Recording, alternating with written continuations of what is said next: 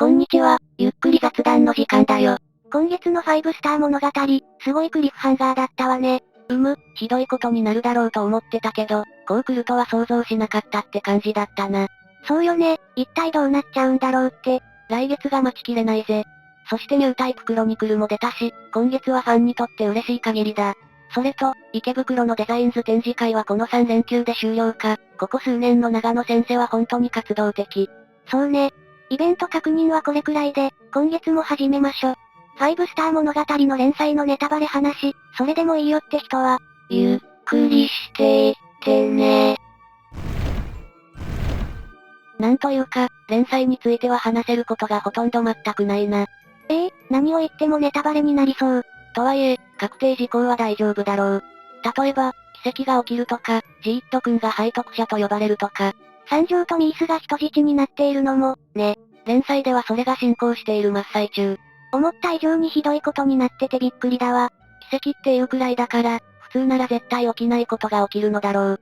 だから予想としてはとんでもなく最悪の事態になってしまって、そこから時間を巻き戻してやり直しっていうのあるかも。この調子だと間に合わなそうよね。ただ、ここで一つ疑問がある。44分間の奇跡について、長野先生はファンシー44ミニツってルビを入れている。それがどうしたの？なんでミラクルじゃないんだぜ。末期癌や交通事故の奇跡の生還って言った場合、英訳にはミラクルが正しい。なんでファンシーなんだろう？ファンシーって空想とか幻想とか、気まぐれって翻訳される。だから44分間の神々の気まぐれ、とか幻想っていうニュアンスが含まれていそうなんだよな。単にファンシー444ミニツって F が連続する語呂合わせかもしれないわよ。文法的には間に4があるらしいけど、冗長だから取っ払っただけだと思うけどな。とはいえ、この話題、さすがにこれ以上は危ない。このあたりはネタバレありの限定で喋るからここまでにしよう。コミュニティのスレッドに投稿したら、すぐにコメントがついていて笑ったわ。みんな同じ気持ちっぽい。このままニュータイプ購入者になる人がいるかもしれないな。当チャンネルでは5スター物語連載勢への転身をお勧めしております。緩和9代、ここからはニュータイプクロニクルの話をしよう。これ、発売日に駅ビルの本屋に行ったら平積みになってたけど、翌日には全部履けてたな。SNS だと結構売り切れ続出みたいよ。だろうな、5スター物語の単行本に準じる売れっぷりだと思う。実は Amazon で予約していたんだが、届くのが16日になっていたんだ。だから書店で購入してキャンセルした。Amazon だとプレミアがついているのか価格が4000円超えているのもショック。予約した時は定価だったのにね。部数の読み間違いかもしれないな。あるいは電子書籍があるから、もともと少量しか印刷できなかったのかも。それはありそう。思えばこれって5スター物語で初めての電子化じゃない？いや、確か最初のクロニクルが電子書籍というか、電子ブックでも出ていたはず。実態は CD-ROM だったけどな。確か PC 化専用端末からでしか閲覧できなかったはずだ。なんというか、めっちゃマニアックね。当時はまだ電子書籍が普及していなかったからな。新しい物好きの長野先生らしいと思うぜ。じゃあ今回の Kindle が実質的には最初って言ってもいいんじゃない？普及している端末からデザインが見れる、という点では同意だな。クロニクルはテキストメインだったから電子ブック化したのだろうぜ。あ、そういうことか。その考えはありそう。ともあれ、今回のクロニクルに関しては電子化されているから入手は簡単だぜ。ただ紙の方はニュータイプ本紙よりもいい紙を使っているっぽい。デザイン図と似ていて、分厚いから裏が透けて見えない。定価には納得ね。で、内容的にはどれも見たことあるものばかりなんだけど、やはり懐かしさがあるし資料性が高い。連載勢にとっては、でしょ。あ、そうだった。単行本勢の人には初見のイラストやテキストが盛りだくさんだぜ。単行本未収録のデザインとか多いからかなり見応えがあると思う。見どころはどこ？そうだな、デザインとか解説文もいいけどやはり長野先生のコメントだろうな。作家にインタビューって何度もやると内容に矛盾が生まれるんだよ。それが当たり前でそこから真実を見抜かなきゃいけない。どういう話？例えば富野監督。富野監督はエンターテイナーだから発言する場所に合わせて回答を変えるんだ。だからあるところでは創作者として若手のアニメーターにお前らなってないって厳しく指導し、あるところではガンダムなんて商用のためで、設定とか考えるのはくだらないといい。あるところではガンダムは人類の未来を考えて作ったという。そして自分の自信のなさ、情けなさをエッセイで赤裸々に吐露したり、若者の悩み相談にド直球で叱りつけたりもする。で、情報系のオタクはこういうインタビューからお気に入りを引用して、本人がこう言っているじゃないかって富野監督について語るわけ。引用付きだから嘘じゃないけど、一つだけ抜き出したら選んだ人の意図が強すぎるし、そこだけ読んだって何が本音かなんてわからないだろう。それは確かに、今でも覚えてるけど、確かターン A の時だったかな。テレビのバラエティに富野監督が呼ばれたことがあったんだ。番組の富野監督は完全にピエロ扱いだった。ゲストですって呼ばれた時なんて、ガンダムの BGM に合わせてロボットダンスみたいなカクカクした動きで登場したぜ。その上で何も知らない人に新しいガンダムがどうとかって話をにこやかにされていた。あれを見た時、私のように屈辱的に感じた富野ファンは多かったと思う。完全にそういう振りで登場してくださいって指示があったと思ってる。多分少しでも宣伝になればって思って、富野監督は了承したのね。アニメとは全く関係ないバラエティ番組だったからロボットアニメの監督っていう、世間から見たオタクのイメージを演じていたのだと思うぜ。それとクロニクルにある長野先生のコメントがどう関係してるの？作家を理解したいなら継続的に発言を追わなきゃダメってこと。大人は場に応じた役割を演じるのだから。特に富野雲隊はプロジェクト全体を守るための公人としての嘘をよくつく。だから単発のインタビューだけでは不十分だと思うぜ。その点、長年にわたる長野先生のコメントを一気に読めるクロニクルは面白い。あんたはどう思ったの？異様に一貫しているなって思ったぜ。共通しているのは5スター物語は変わらないけど、常に新しいものを作るって意識。それが受け入れられない人が一定数いることも分かっているのも合わせて、な。だから2015年のインタビューではこんなことを言っている。長くやっているといろんな人や反応が出てきて、アンチやネガティブキャンペーンも増えてくる。でも僕はそれがありがたい。どんどんやってほしい。5スター物語終わったとかってどんどんやっていってほしい。ここにつなげて、雑誌ニュータイプは新しい人たちが中心に来る本になってほしいという。時期的に GTM 化について色々言われていた頃だろうな。こういう100の質問の次にニュータイプ30周年の読者の質問コーナーがあって、どちらも長野節が炸裂している。その中でも特に長野先生のコアな部分かな。って思ったのは最も美しいものと最も醜いものについて問われた時。なんて回答したの？美しいものは愛する人、醜いものは自分って回答している。最も醜いものは自分？さらっと一行だけどすごいわね、これ。そして30周年の時の以前を捨てる勇気、新しいものにチャレンジする意欲の源を教えてくださいって質問に対しても面白い。長野先生的には、そういう質問をするのは若さがないとか言いそう。違うんだよな。現在の自分の作品が嫌だからってことじゃないのかな。書きたいものはこんなものじゃないとか、もっとすごいイメージが出てくるはずだ、とか、そういう回答をしている。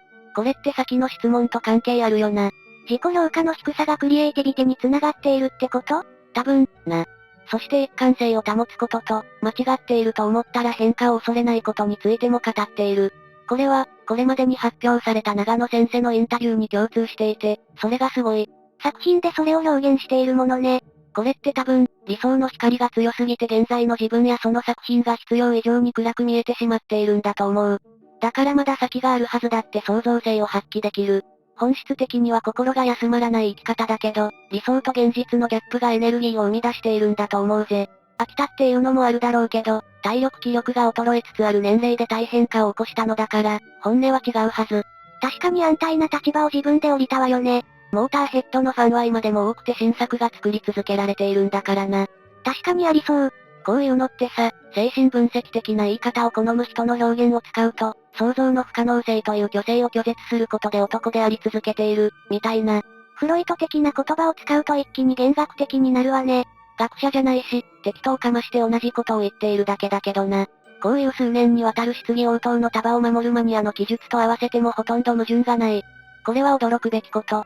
発信の場、発信する相手、発信する内容をコントロールしていて、その一貫性が年表を持った作品に現れているって考えるべきだろう。まあ追記とかはあるけど、師匠の富の雲隊とは対照的ね。雲隊はプロジェクトのリーダーだしエンターテイナーだからな。異常監督ムーブが期待されていそうな場ではそういう振る舞いをしてくれる。それが違いだろうぜ。それと、クロニクルを何周も眺めているうちにひらめいたことがある。何？マジェスティックスタンド。これって魔導対戦ってルビがついているけど、複数の意味がある。まずマジェスティック。これはマジェスティの変化。マジェスティは威厳とか好機とか試験。だからマジェスティックだと威厳のある状態とか高貴な状態を示す。そしてスタンドこれは単に立つって意味だけじゃなくて対峙という意味にもなる。だから威厳ある立ち姿あるいは、高貴なる対峙っていうのが正しいと思う。何が何に対峙しているの？それは二つ。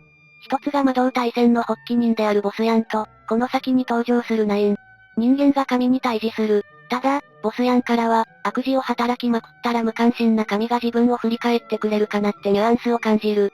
そしてもう一つはラキシス。これは神が被造物をもてあそぶことについて反抗するって言っているよな。これは高貴な対峙だし威厳のある姿勢だと思う。基本はボスヤンと同じっぽいけど、ボスヤンの姿勢は高貴で威厳があるとは思えない。だから似ているようで違う。ここまでは一般論だな。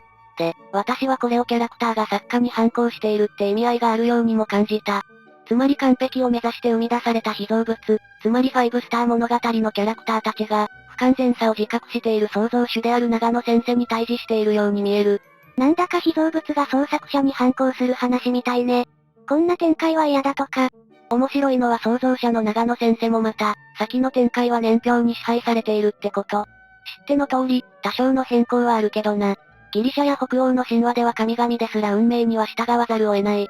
オルフのカルミナ・ブラーナの王、運命の女神よだってそういう歌詞があるだろ。運命の女神よ、王、運命の女神よ、かくることなき月のごとく、慣れは常に移ろいゆく、あるいは道、あるいは家計回し規制を、ある時橋痛げある時花だめ、もて遊ぶ、鋭き知性も、止める力も、汝の前に箱売りのごとくと消さらん。義古文鳥ね。著作権回避のため AI に元の中世ラテン語から翻訳させたぜ。こういうのってスレイヤーズやバスタードの呪文栄唱の次に来るオタクの端かだな。文語訳聖書のヨハネ黙示録とかミルトンの失楽園とか。で、当然予想されるツッコミとして、その年表だって長野先生が作ったじゃないかっていうのがある。でも作った後は従わざるを得ないから、やはり創造者を縛る運命だと言える。前にも言ったけど5スター物語では年表こそが究極のアプリオリなんだぜ。他作品を例に挙げると、レクリエイターズなんか、まさに被造物と作者の関係を扱ったけど、その運命の不在が気になっていたんだ。ある女騎士のキャラクターが現実世界に異世界転移して、どうしてこんなに不幸な展開を書くんだって怒り狂って作家を拉致って詰めるんだよね。彼女が主人公のヒーローのアリステリアでは、戦乱で国がめちゃくちゃなんだぜ。でも当の作家は自分ではどうしようもできないって泣きながら訴えるばかり。そういう絶望から立ち上がる物語だから、世に出て存在できるって反論は可能だよな。お前を存在させるために必要だったから仕方ない、運命なんだって。でも作家は無自覚だったんだよね。だから反論できなかった。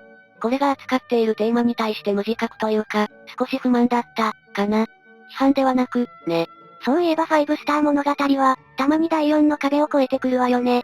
ニュータイプの読者も楽しんでくれるだろうとか。そう、そのメタ的な視点も含んでいるように思うんだよな。だから複数の意味を含んだタイトルなんだろう。すごくパワーがある。結論を出すのは難しいわね。終わってみないとな。ただ最後が大団円になり、お姫様は末永く幸せに暮らしましたとさ、めでたしめでたしになるのは確実だ。これは長野先生が質問で回答していた。で、チャーよりも桜子の方が魔導対戦後の出番が多いらしい。やっぱりジョーカー太陽星団の謎に肉薄したことが原因だろう。ログナーとセットになってたわよね。お前を守ってやる、なんて少女漫画のスパダリのセリフだよ。読み返すと本当にそう思う。確かにログナーは全てを持ったスパダリだわ。あ、スパダリっていうのはスーパーダーリンって意味ね。超すごい彼氏ってことよ。補足助かる、意外とまだ浸透していないんだよな、この言葉。便利なのに。多分桜子がモラードと漫才チックに絡んでたのって、その後の布石だと思うんだよな。モラードはタワーを作って AKB 行きだし、何より10号人間に転化してしまうから桜子と接点が増えるだろうし。なるほど、先を見据えた絡みだったのね。多分な、後からわかるんだ。さて、今月はこんなところかな。連載勢は来月が楽しみすぎるし、単行本勢も新刊まであと数ヶ月。2026年も健康に気をつけて作品を追っていきましょう。と、いったところでこの動画はおしまいにするぜ。ここまでご視聴いただきありがとうございました。ネタバレ雑談はいつもの限定動画で、良ければチャンネル登録や高評価いただけると幸いです。それじゃ、またねー。